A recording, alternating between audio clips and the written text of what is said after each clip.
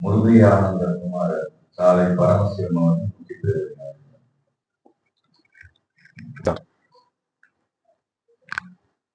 முத்தி பூர்ணம் மெய்யாகவே சதுரி யுகம் கோடி கால மக்களத்திலும் உள்ள சர்வ மூல மந்திர நிரூபிய மகான்யராகிய யுவவான் சாலை ஆண்டவர்களே தீபன் உய்ய வீடேற்ற வந்த உலவல மரங்கள் எல்லாம் செய்தொழில் பலியதாகி திரண்டொன்றாய் கூடி செய்தொழில் பலியதாகி திரண்டொன்றாய் கூடி பேசி வையக மாந்தரெல்லாம் வாழவே வேணும் என்று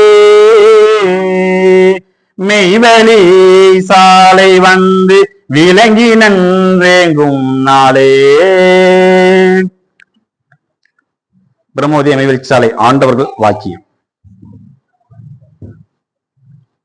சைவம் ஆகட்டும், வைஷ்ணவம் ஆகட்டும், சுராஷ்டிர மதம் ஆகட்டும், புத்த மதம் ஆகட்டும், சைன மதம் ஆகட்டும், கிறிஸ்தவ மதம் ஆகட்டும், சீக்கிய மதம் ஆகட்டும், எந்த கோடி காலத்தில் படைக்கப்பெற்ற எந்த ஒரு மதம் ஆகட்டும், அது மனுக்குலத்திற்கு காட்டிய உன்னத வழி. சாவுடைய நேரத்தில் மரளி கை தீண்டா மகிழ்ச்சிகர பேரின்ப நித்திய முத்தி சுவர்ண திருமேனி பிறப்பாகிய அந்த நன்மையை கைப்போடுவதுதான். எல்லா மனிதர்களும் ஏற்ற தாழ்வு வித்தியாசம் இல்லாமல் நித்திய நன்மை அடைய வேண்டும் என்பதுவே இறைவனின் பெருங்கருணை பேரொரு எண்ணம். ஒருவன் நன்மை அடையவும் மற்றொருவனை தீமை அடையவும் படைக்கப்பெறவில்லை. அந்த நித்திய நன்மை என்ன தெரிகிறதா? சாவுடைய நேரத்திலேயே அழகை தேகம் எடுத்து முடிவில்லாத நெடுங்கால அவஸ்தைக்குள் நுழையாது என்றென்றைக்கும் நீங்காத மகிழ்ச்சிக்கார பேரின்பம் அனுபவிக்கின்ற நித்திய தேகம் மரளி கை தீண்டா வைரமணி தேகம் எடுப்பது. அந்த நித்திய நன்மை, அந்த ஒரு தனித்த நன்மை அடையவே இறைவன் மனுக்குலத்தை படைத்தான். மனுவாய் பிறந்த ஒவ்வொருவரும் இந்த நித்திய நன்மையை அடைய வேண்டும் என்பதையே எல்லா வேதங்களும் பேசியுள்ளன. சகல வேதங்களின் அடிப்படை இதுவே. மனிதனுக்கு இந்த அனித்திய தூள தேகத்துக்கு பின் ஜீவதேக வாழ்வுதான் முடிவில்லாத ஊழி கால சொர்க்கவதி வாழ்வு. அதை கசப்பு தீட்டு நாற்ற பிசாசு உடலாக மாற்றி போடாதே என்று உனது முகம் பார்த்து கூறுகிறேன். இறைவன் உன்னை இடையே அவஸ்தையில் அவமானப்பட்டு போவதற்காக படைக்கவில்லை என்று திட்டவட்டமாக எனக்கு தெரிந்து பழகி இதை உனக்கும் சொல்லுகின்றேன். இதற்கு மேல் யான் ஒன்றும் சொல்வதற்கு இல்லை என்று நமது குலதெய்வம் பிரம்ம பிரகாச நிகழ்ச்சாலை ஆண்டவர்கள் திருவாய் மலர்ந்து அருளினார்கள். மதுரை வேதம் ஓதும் பாடசாலையின் சார்பாக இங்கு நடைபெற்றுக் கொண்டிருக்கும் பாவூர் சத்தன் வேதம் ஓதும் பாடசாலைக்கு வருகை தந்துள்ள நித்தியத்தை தேடி நித்திய தெய்வத்தை நாடி நித்திய தெய்வத்தை கை போடுவதற்காகவே இங்கு வருகை தந்துள்ள 6 விஜயப்படை அனைவருக்கும் நமஸ்காரம். மேலும் நமக்கு முத்தி பேர்வை ஆற்றுவதற்காக நிகழ்ச்சியாளர்கள் வருகை தந்துள்ள அண்ணாக்களுக்கும் நமஸ்காரத்தை தெரிவித்துக் கொள்கிறேன். நித்திய வாழ்வு என்ற தலைப்பில் நாம் வேதத்தில் தெரிந்தது புரிந்தது அறிந்ததை உங்களுடன் நான் பகிர்ந்து கொள்கிறேன். நித்திய வாழ்வு, நித்தியம் என்றால் அழியாமை. அவ வாழ்வு என்றால் நித்திய வாழ்வு என்றால் அழியாத வாழ்வு உண்டு. அது நம்மளோட இருக்கு. அதை பெறுவதற்குத்தான் நாம் எல்லோரும் இங்க வந்திருக்கோம். அப்ப மேலே சொன்ன வாக்கியத்துல தெய்வம் சொல்லி இருக்காங்க, சைவமாகட்டும் வைணவமாகட்டும், கிறிஸ்தவ மதம் மட்டும் முஸ்லிம் மதமாகட்டும், எந்த கோடி காலத்தில் படைக்கப்பட்ட எந்த ஒரு மதம் ஆகட்டும், அது மனுகுலத்திற்கு காட்டிய உன்னத வழியிட்டாங்க. எல்லா மனிதர்களும் ஏற்றத்தாழ்வு வித்தியாசம் இல்லாமல் நித்திய நன்மை அடைய வேண்டும் என்பதுதான் இறைவனுடைய பெருங்கருணை பேரொருள் என்னன்னு இருக்காங்க. ஒருத்தருக்கோ பணக்காரங்களுக்கோ கூலிக்காரங்களுக்கோ அந்த கூலியை கொடுக்கக்கூடிய முதலாளிமார்களுக்கோ இல்லை. எல்லோருமே இந்த நித்திய நன்மை எல்லா மதத்தில் பிறந்த மனுவா பிறந்த எல்லோருக்குமே இதை அடையணும்னு அவங்களுடைய பேரொழி எண்ணம் பண்ணி வந்த அவதாரம் ஃபுல்லா சொல்லி வச்ச எல்லா மத தலைவரும் சொல்லி வச்ச ஒரே ஒரு கருத்து. ஒருவன் நன்மை அடையும் மற்றவன் தீவினை அடையவும் படைக்க பெறவில்லைன்ட்டாங்க. அப்ப அந்த நித்திய நன்மை என்ன தெரிகிறதா? அந்த சாவுடைய நேரத்தில் அழகை தேகம் எடுத்து இந்த செயலுக்கு வராதவங்களுடைய சாவை நம்ம எத்தனையோ பேர் வெளியே கேள்விப்பட்டிருப்போம், இல்லைன்னா சமயத்துல முன்னால பார்த்துருப்பீங்க. அப்ப அதெல்லாம் பாத்தீங்கன்னா கொஞ்சம் பார்க்கறதுக்கு கோரமாவும் அலங்காரமும் ஒரு மாதிரி இருக்கும், கைகாலம் விரைச்சு போய் இருக்கும்.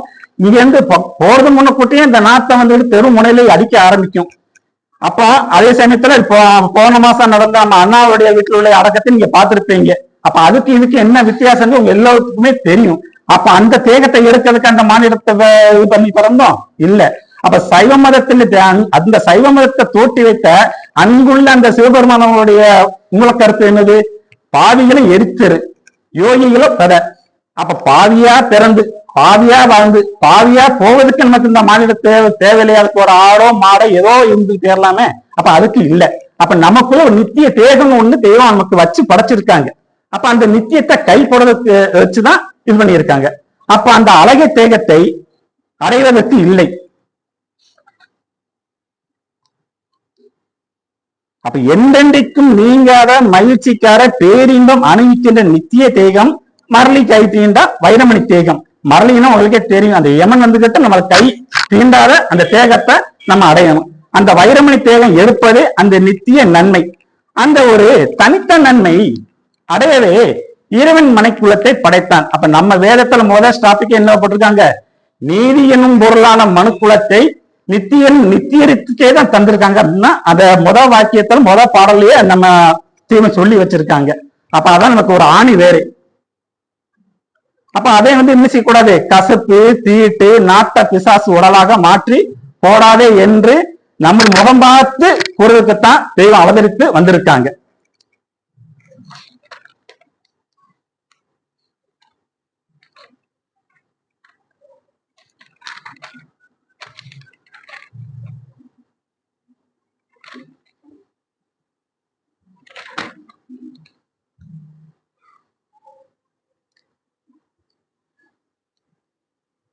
அப்ப வந்த பாடல்களும் நமக்கு முன்ன கூட்டி நம்மளை வந்துகிட்டு படைச்சிட்டு அவங்களும் இந்த படைச்ச மனு எங்கேயும் பேரக்கூடாதுன்னு நினைச்சுதான் வந்த அவதாரம் ஃபுல்லா நமக்கு வந்துகிட்டு சிவபெருமானாவும் சைவ மதத்திலையும் வைஷ்ணவ மதத்துல நம்ம விஷ்ணு பெருமானாவும் கிறிஸ்துவ மதத்துல வந்துட்டு இயேசுநாதராகவும் அப்ப ஒவ்வொரு மதத்திலையும் நம்மள முன்னால அனுப்பிட்டு அவங்கள வந்திருக்காங்க. ஏன்னா இந்த இது வந்துகிட்ட கரணம் தப்புனா மரணம்னு சொல்லுவாங்க. இதுல இருந்து லேசா தவறணும்னா அதோ கதிதான்.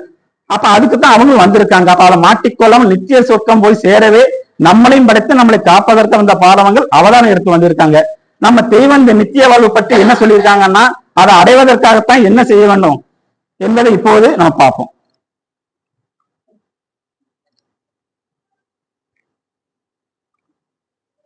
அப்போ நமக்குள்ள படைச்ச அந்த நித்தியத்தை வந்துகிட்டு யார்கிட்ட இருந்து வாங்கியிருக்கோமோ அவங்ககிட்ட போய் தான் அந்த உடல் பொருளாவிய சரணகதி அடைந்திருக்கணும். அப்போ இந்த தேயாதி அந்தமாகிய இந்த உடல், இந்த உடல் ஆகியது இந்த தேயாதி அந்தமாகிய இந்த உடல் பொருளாகிய வாக்கு, ஆவியாகிய பிரணவம், நினைவாகிய பிரமம், இவை யாருக்கு சொந்தமான நம்மளை படைத்த ஆண்டவங்களுக்கு மட்டும்தான் சொந்தம். அந்த தேகத்தை வந்துகிட்டு யார்கிட்ட ஒப்படைக்கணும்? அவங்ககிட்ட தான் ஒப்படைக்கணும். உங்ககிட்ட ஒரு 5000 கடன் வாங்கிடும், உங்ககிட்ட தான் நான் ஒப்படைக்கணும். பக்கத்து வீட்டுக்காரங்கிட்ட கொடுத்தா நீங்க ஏத்துக்கிடுவீங்களா?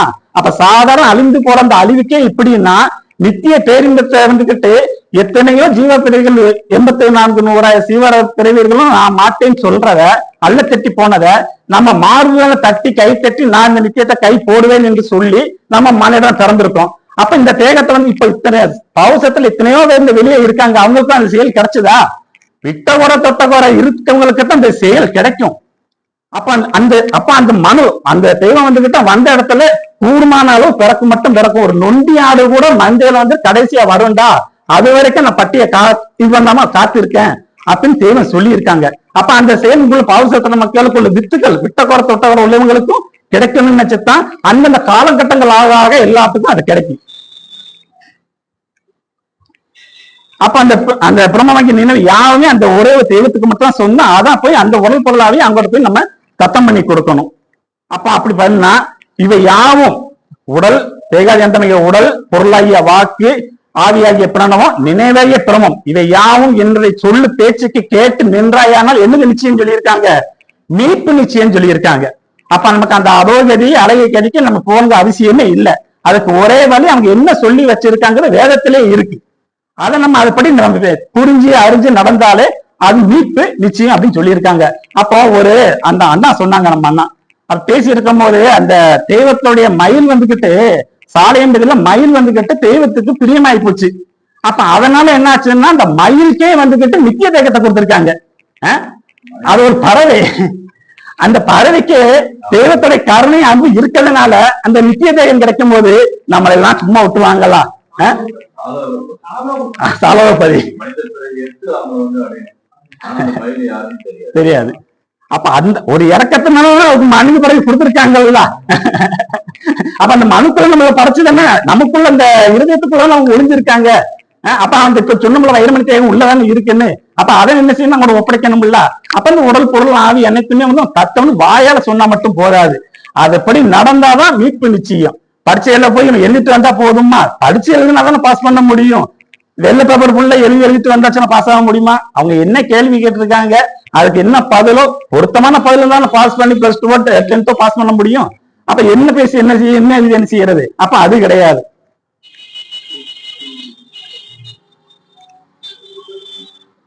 அப்ப நம்மளுடைய எண்ணங்கள் இப்ப நம்ம வாழ்ந்து கொண்டிய வாழ்க்கை வந்துகிட்டு எதை நோக்கி போய்கிறதுன்னா சதா வந்துகிட்டு அழிவை நோக்கி தான் போய்கொண்டு இருக்கிறது. அதுல வந்துகிட்டு இந்த வாழ்வை பற்றி தெய்வம் வந்துகிட்டு ஒரு பாடல் மூலியமா சொல்லிட்டாங்க. உருண்டிக் கொண்டே நாய் முழு தேங்காய் அதனை உருட்டி கொண்டு என்ன செய்யும் சொல்லியிருக்காங்க. ஒரு நாய் இருக்குன்னா அது ஒரு தேங்காய் கொடுத்து பாருங்க, அது தாடிட்டு உருட்டும், பல்லிட்டு உருட்டும். யாராவது அப்படி பக்கத்துல போய் எடுக்கும் போது உருன்னு உரும்பும். அப்ப நம்ம வந்துருவோம். அது கொஞ்ச நேரம் விளையாட முடிஞ்சு விளையாண்டுட்டு அதை அப்படியே போட்டுட்டு போயிடும். அதை உடைக்க முடியுமா? அதுல தண்ணியை சாப்பிட முடியுமா? அது உள்ளதை எதுவும் சாப்பிட முடியுமா? முடியாது. அப்ப அந்த தேங்காய் வந்து அது உருட்டிட்டு தான் போகும். நம்ம இப்ப போய்கிட்டு இருக்க அழிவை நோக்கி போய்க்கூடிய அந்த பொய்ப்பொருள் தேடி போய்கிட்டு இருக்க வாழ்க்கை ஃபுல்லாவே, நம்ம வாழக்கூடிய அந்த வாழ்க்கை ஃபுல்லாவே அந்த தேங்காய் அந்த நேரத்துல நாய் விட்டுட்டு போனது மாதிரிதான். உலகத்துல அதெல்லாம் இருக்கும், நம்ம தான் இருக்க மாட்டோம்.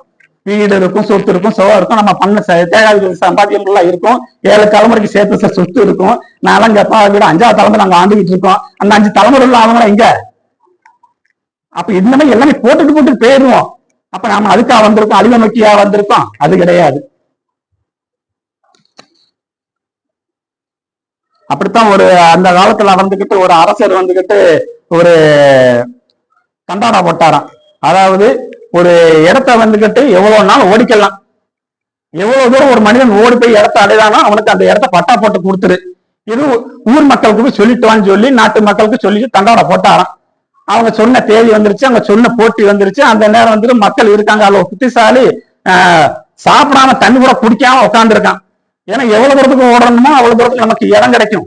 நம்ம தண்ணியை குடிச்சிட்டு சாப்பிட்டு வயிறு ரொம்ப இருந்துச்சுன்னா 5 கிலோமீட்டர் 2 கிலோமீட்டர் தான் ஓடுவோம். இது வெறும் வயிற்றுல இருந்தால் எவ்வளவோ ஓடிக்கலாம். அப்படின்னா ஒரு அறிவாளி இப்படி உட்கார்ந்துருக்கான். கடைசியில பார்த்தா அந்த அறிவாளியும் ஜெயிச்சதா வச்சுக்கிடுவோம். ஓடுதான் வாழ்க்கையில கடைசி உச்சத்துக்கு ஓடுறளவுக்கு ஓடிட்டான். 5 கிலோமீட்டர் 10 கிலோமீட்டர் 100 கிலோமீட்டர் ஓடிட்டான். கடைசியில பார்த்தாச்சா அங்க மயங்கி விழுந்துட்டான். சரி, அரசர் போய் பார்ப்பான்னா உயிர் போச்சு. அவன் ராவும் பாகவும் பட்டினி கிடந்து ஓடி என்ன பிரேசம், அந்த இடம் அவனுக்கு பட்டா போட்டு கொடுத்தா அவனால அழிக்க முடிஞ்சுதான் இல்லையே. அப்ப இந்த அனித்தியவள் நமக்கு தேவையாயுது, அதுக்காக நம்ம வந்தோம். நீங்க உண்ணக்கூடிய உணவும் அருந்தக்கூடிய நீரும் பிறரை உய்விப்பான் வேண்டிய தவிர நமக்காக இல்லைன்ட்டாங்க. தெய்வத்துடைய தூளை வந்து அவங்களுடைய வேலையை வந்துகிட்டு தூதர்களாக தான் நம்ம ஆக்கி வச்சிருக்காங்க. அதுக்குத்தான் அதனால என்ன பாடு இருந்தாலும் அதெல்லாம் ஒரு ஓரம் கட்டி வச்சுட்டு சபைக்கு மெய்விலி சாலையில இருந்து எதுக்காக ஒவ்வொரு சபைக்கும் போறாங்கன்னா இந்த செயல் நாளைக்கு எல்லாத்துக்கும் கேள்வி உண்டு. நீ என்ன பண்ணிக்கிட்டு இருந்த இந்த அனித்தியத்தை நாளைக்கு அவங்க கேட்பாங்க. நான் பேசல, எல்லாம் அவங்க என்னுள்ள இருந்து நம்ம உள்ள இருந்து அவங்க பேசுறாங்க, நான் பேசல. என்ன பண்ணிக்கிட்டு இருந்த? அப்ப நீ வரப்போயிட்டு இத்தனை சபை சேர்ந்துருச்சு, நான் ஒரு சங்கரம் கோயில்ல நீ போடியா அப்ப நான் வரேன்னு அப்படியே தான் கிளம்புறதுதான். அப்ப நம்மளுடைய வேலை வந்துகிட்டு அனித்திய ஒரு பக்கம் இருந்தாலும் நித்தியத்தை வந்துகிட்டு கைப்படணும் ஒரே எண்ணத்தோட தான் நம்ம எப்பவும் சதா இந்த நினைப்புல இருக்கணும்.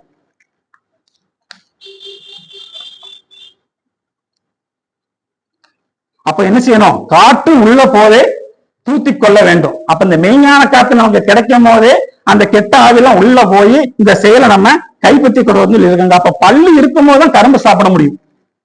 பல்லு போனதுக்கு அப்புறம் கரும்பு சாப்பிட முடியுமா? முடியாது. பள்ளி இருக்கும்போது கரும்பு சாப்பிடணும். அப்போ இந்த அவயங்கள் இப்ப நல்லா கண்ணாடி போடாம கண்ணு தெரியுது, காது நல்லா கேட்குது. அப்ப இந்த ஐம்புலன்களும் வந்துகிட்டு நல்ல வேலை செய்யுது. அப்ப இந்த நேரத்துலதான் என்ன செய்யணும், மெய்ஞான நூல்கள் எடுத்து படிச்சுக்கணும். இந்த மாதிரி சபைக்கு வந்துக்கணும். இந்த மாதிரி தெய்வத்துடைய செயல்கள் என்னென்ன உண்டோ யூடியூப் மூலம் என்னெல்லாம போடுறாங்க அதெல்லாம் கேட்டு நம்ம மெமரி பவர்ல ஏற்றி வச்சுக்கணும். ஏன்னா ஒரு 70 வயசோ 80 வயசோ கை ஊத்தி நிக்கக்கூடிய இடத்துல நம்மளால வேதனை ஒண்ணு எடுத்து படிக்க முடியாது, எங்கேயும் சபை போட்டா போக முடியாது, ஒன்றும் பண்ண முடியாது.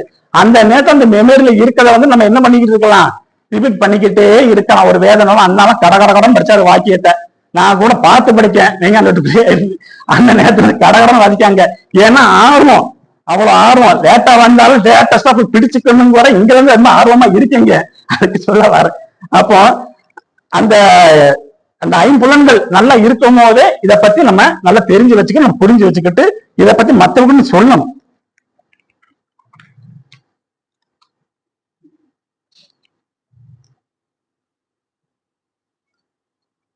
ஏன்னா இந்த நம்ம சொன்ன இப்ப நித்திய தேகத்தை வந்துகிட்டு கை போடணும்னு சொல்லிட்டோம். அப்ப அந்த நித்தியம் யார்கிட்ட இருந்து வந்திருக்குங்கிறத நம்ம தெரிஞ்சுக்கணும்ல. அப்ப என்ன அதுக்கு ஒரு வாக்கியம் தேவன் சொல்றாங்க, திரு கைலாசநாதரின் திருச்சந்நிதி அடைந்து இந்த தேகத்தின் அதிபதியாகிய ஸ்ரீமன் நாராயணமூர்த்தியின் அடிமையில் போய் சேரவே நாம் இந்த மானிட சட்டை எடுத்தோம். திரு கைலாசநாதரின் திருச்சந்நிதி அடைந்து இந்த தேகத்தின் அதிபதியாகிய ஸ்ரீமன் நாராயணமூர்த்தியின் அடிமை நிலை போய் சேரவே நாம் இந்த மானிட சட்டை எடுத்தோம். அதை விட்டு ஒரு அட்வொகேட்டாக, பணக்காரனாக, நாடாளு மந்திரியாக ஆவதற்கு இல்லைன்ட்டாங்க. அப்ப அந்த கைலாசநாதர் யாரு, அத சொல்லிட்டாங்க. அந்த கைலாசநாதர் யாரு? இன்றைய பிரதமர் யாருன்னு கேட்டாச்சுன்னா யார சொல்லுவோம்? மோடியத்தான் சொல்லுவோம். எனக்கு இந்திரா காந்தியை தான் பிடிக்கணும், இந்திரா காந்தி சொன்னா உலகம் ஏத்துக்கிடுமா? ஏத்துக்கிடாது. அப்ப இந்த வந்த பாலவான்கள் ஃபுல்லாவே ஒவ்வொரு அவதாரமா இருந்து வந்தவங்க தான். இப்ப கடைசி நம்மளெல்லாம் கைப்படுறதுக்காக வந்த அவதாரம் தான் நம்ம தெய்வம் சாலை ஆண்டவர்கள் அவருக்கு. அப்ப அந்த கைலாசநாதருங்கிறது சாட்சாத் நம்ம தெய்வம் மட்டும்தான், அதுல எந்த விதமான மாற்றமும் கிடையாது. அப்போ தெய்வம் வந்துட்டு தூள திருமேனி தாங்கி இருக்கும் போது, நம்ம நெய்வேலிச்சாலையில இருக்கும் போது ஸ்ரீ புத்த பெருமான் அவருடைய கதையை சொன்னாங்களாம். மத்த ஆனந்தர்கள் சொல்லி பெருமைப்பட்டு இருந்தாங்களாம். அவங்க வந்துகிட்டு வெளி உலகமே தெரியாத அளவுக்கு அந்த புத்த பெருமானை வந்துகிட்டு அவருடைய அப்பா அந்த அரண்மனையில வச்சு வளர்த்துட்டு வராரு. அதுக்கு ஒரு பெரிய காற்றோட்டமான பிரம்மாண்டமான ஒரு ரூமுக்குள்ள வச்சு அடைச்சு வளர்த்துட்டு வராரு. வெளி உலகமே தெரிஞ்சக்கூடாது வளர்த்துட்டு வராரு. கடைசியில் அவர் எப்படியோ தப்பி தவறி ஒரு வயசான மீட்டு உள்ள அந்த நோய் உள்ளவங்க, இறந்து போறவங்க, பிணி உள்ளவங்க, இவங்க எல்லாம் பார்த்துட்டாரு.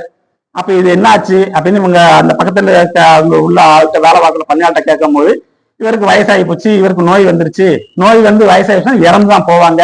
அப்ப மனுஷனா பிறந்தா இதான்பா நிலமன்னு சொன்னோம்னா அவருக்கு அந்த அறிவு பிறந்திருக்கு, அந்த அறிவு சுடர்ந்திருக்கு, உள்ள இருக்க அந்த அறிவு சுடர்ந்திருக்கு. ஆகா, அப்ப நமக்கும் மனித ஜென்மதான் பிறந்து வந்திருக்கோம். நம்மளுடைய கதி அதோ கதிதானா? அந்த அதோ கதிக்காக வாழ்றதுக்கா இவ்வளவு ஆடாம்பரமா வாழ்க்கையை வாழ்ந்துட்டு இருக்கோம்?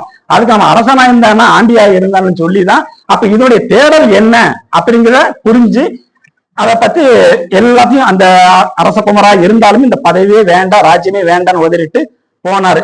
இந்த கதையை வந்துகிட்டு பிரம்மாண்டமா வந்துகிட்டு அவங்களுக்கு பேசிக்கிட்டு இருக்காங்க. தெய்வம் பக்கத்துல இருக்காங்க. தெய்வத்து பக்கத்துல இருக்க ஒரு ஆனந்தர் சொன்னாராம், எல்லாம் நிறுத்துங்க, அவர் 2000 வருஷத்துக்கு முன்னக்கூட்டி வந்தாங்க, அந்த கதையெல்லாம் நமக்கு தெரியாது, நம்ம பார்த்ததும் கிடையாது, அது உண்மைதான் இல்லைங்கிற. ஆனா நமக்காக பாட்டையில கண்ட உடனே எல்லாத்தையும் தொடர்ந்து ரங்கூனுக்கு வியாபாரம் பார்க்கறதுக்கு முதற்கொண்டு எடுத்து வச்சிருந்த அந்த வெள்ளி காசுகளை முதற்கொண்டு எல்லாத்தையும் இழந்து, மனைவி இழந்து, மக்கள் இழந்து, வீடு இழந்து, வாசல் இழந்து, சுற்றம் இழந்து, உற்றம் இழந்து, எல்லாத்தையும் இழந்து கடைசியில் எல்லாத்தையும் விட்டு விட்டோம் என்ற எண்ணத்தையும் இழந்து நமக்காக இவ்வளவு தூரத்துக்கு போய் 22 வருஷத்துக்கு மேல தவம் இருந்து படாத பாடெல்லாம் பட்டு வந்த நம்ம தெய்வத்தை பத்தி நீங்க சொல்றதுக்கு உங்களுக்கு என்ன இல்லையா அப்படின்னு கேட்டாங்களாம். அதுக்கப்புறம் தெய்வம் அவங்கள தேடி பார்த்து ஒன்னைய சேர்த்த தாமரை என் இருதயத்துல இருந்ததுடா, அது இப்பதான்டா ஒன்ன அடப்பட்டதுன்னு சொன்னாங்களாம்.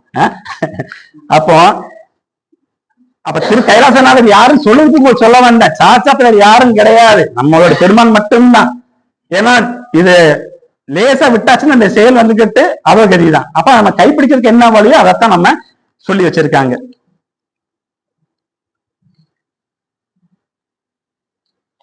அப்ப இமையே நினைந்து எழு, என்னையே நினைந்து எழு, உன் மனத்தினை எம்மிடமே வை.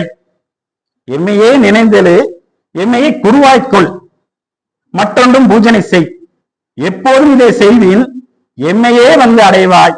இது மெய்யே, இது மெய்யே. அப்போ முழுக்க முழுக்க எல்லாமே சொல்லி வச்சுட்டாங்க நமக்கு.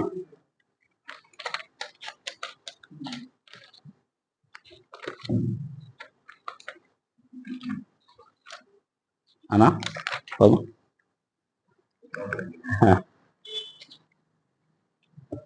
ஆமனை என்றதோ அடிமுடி நடுவனை அச்சரமாமுதற்கு அக்காகவே சிக்கலில்லாமலை அடியருள் மறையரசி ஆதி பராபரை நீதி தராதல அந்தரி சுந்தரியே அருந்தவத்தூரை நடு இருந்தரசாலும் அமளிதி சூழி நீதி நகர் மணி பருவே கண்ணி நித்திரையற்றவளே ஓருண்டிராமணி ஒத்தொலி மூத்திரை உத்தமி பத்தினியே பிரளய நீதி தெளிவூடும் கோங்கை கொண்டிங்கூற்றவளே பெருங்கானகத்தே இவதவ தேர வீடைகள் பெற்ற அம்மா. இத்தி பெறை மீண்டும் தொடரும். நமஸ்காரங்கள்.